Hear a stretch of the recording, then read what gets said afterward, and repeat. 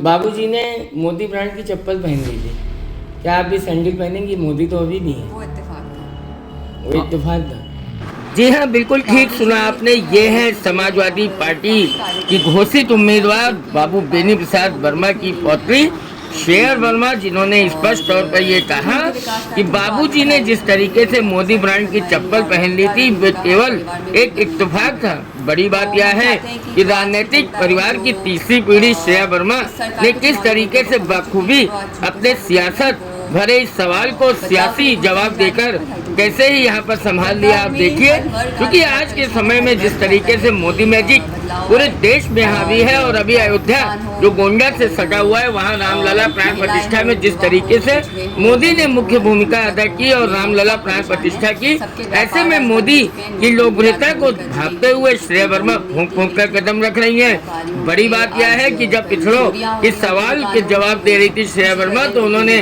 बखूबी कहा कि वे केवल पिछड़ों के लिए नहीं बल्कि सभी वर्गों के लिए काम करने के लिए गोंडा आई हैं। और अगर विकास के आयाम की बात करें तो उन्होंने कहा कि जो तमाम अधूरे कार्य उनके बाबा बेनी प्रसाद वर्मा जी के समय में और स्वर्गीय पंडित सिंह जी के समय में रह गए थे, उन्हें पूर्ण करके वे गोंडा को विकास का नया आयाम देंगी।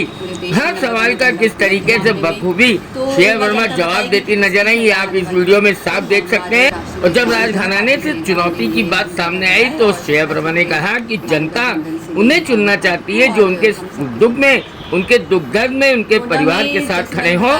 वे ऐसा नहीं चाहती हैं कि जो यहाँ से चुनकर आए वे कहीं न कहीं अपने महलों में रहें और जनता तक न पहुँच पाए।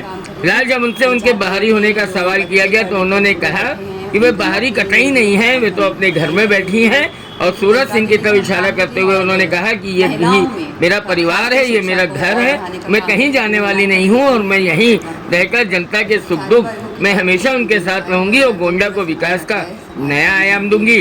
बड़ी बात यह है कि जिस तरीके से बेनी प्रसाद वर्मा ने एक बार गोंडा में सीट जीत कर और कांग्रेस का परचम लहरा दिया था और उसके बाद वे दोबारा जब लड़े तो उन्हें हार का सामना देखना पड़ा और वापस आखिरकार उनको बाराबंकी जाना पड़ा।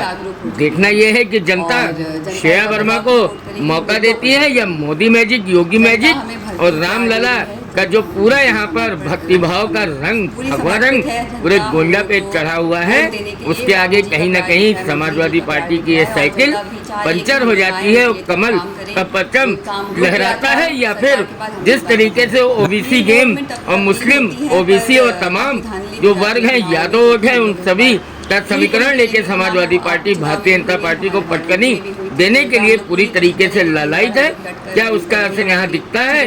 क्या वास्तव में जातीय समीकरण भारतीय जनता पार्टी की तमाम नीतियों पर हावी होता है, या फिर भारतीय जनता पार्टी ओबीसी को और सम्मान देकर गोंडा में लोहे को लोहे से काटने वाला मुहावरा यहाँ पर साबित करके दिखा देगी?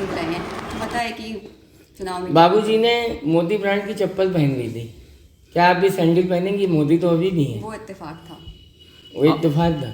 आपने हमारे साथ है, जैसे मैंने कहा हर वर्ग हमारे साथ है, हर वर्ग परेशान है और वो लोग इस बार भाजपा को हटाने का काम करेंगे। सरकारें आती हैं, सरकारें जाती हैं, जब कोई सरकार आती है काम करती है, जब न्यू सरकार आती है वो काम बंद कर दिए जाते हैं, नाम बदल दिए जाते हैं, उनका अगर शिलान्यास हो गया पूरा उसको पट्टी बांध दी जाती है, बंद कर दिया जाता है। तो जैसे मैंने कहा जो कार्य स्टार्ट करे गए थे हमारी सरकार द्वारा वो आगे बढ़ाने का हम कार्य करेंगे और विकास की गंगा बहाएंगे। गोंडा में कारखाने के लिए हमेशा डिमांड होती रही, बाबूजी भी रहे हैं, उसके बाद बीजेपी के भी तमाम लोग आए गए, आज तक कुछ यहाँ पे उद्योग लग नहीं पाया। कितनी उम्मीद आपसे की जाए? पूरी उम्मीद रखिए, जैसे कि मैंने कहा जो भी शिलान्यास हुए तो उसको हम आगे बढ़ाएंगे। जनता ऐसा नेता चाहती है जो उन तक पहुँचे और जो उनकी समस्याओं को समझे, जो उनके घर दरवाजे पहुँचे उनके सुख और दुख में। हमें ये नज़र नहीं आ रहा है, हमें नज़र ये भी नहीं आ रहा है कि जनता को अगर कोई शिकायत हो तो वो भी उसके लिए कहा जाए।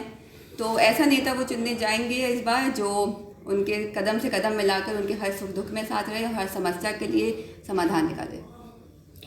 अच्छा, वो राजमहल में, जिसे आपके कहने का तात्पर्य है कि जनता के सुख दुख से दूर है राजमहल, सामंतवाद है, आप बाहर से आई हैं, तो क्या आप भी कोई कुटिया यहाँ स्थापित करेंगी जनता के लिए कि उनको भी बाहर ही जाना पड़ेगा? हम तो अपने घर में ही बैठे हैं, जैसे कि हमारे भैया मेरे बगल में बैठे हैं, पूरा सपोर्ट है, ये मेरा घर है, मैं जब आऊँ बाकी देखा जाएगा।